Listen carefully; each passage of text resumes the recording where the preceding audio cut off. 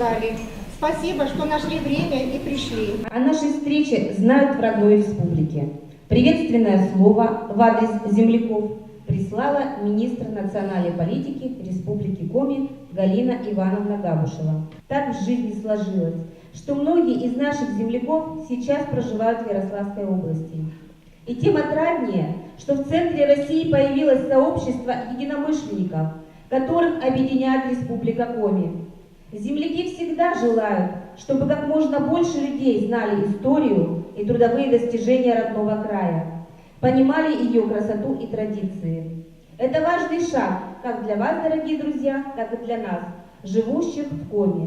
Немножко о том, как все это сложилось. Значит, как-то месяца полтора назад Инга Васильевна предложила: давай соберем, ну сколько у нас в Коми тут живет?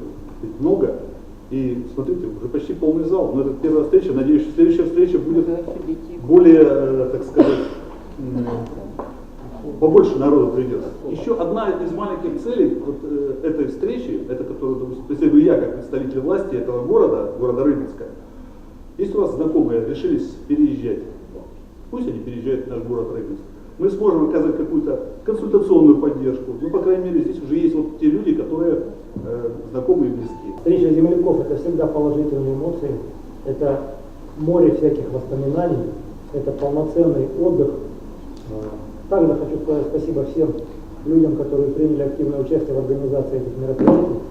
Инга, Ольга, Константин Алексеевич, земляки, Елене Евгеньевне, спасибо нашему помощнику. Ну и абсолютно уверен и убежден, что все мы вместе с вами, если, конечно, не будем лениться, будем иметь интересное продолжение всех наших вот этих вот совместных общений. У реки, где живут олени, воды, и рыбачат рыбаки.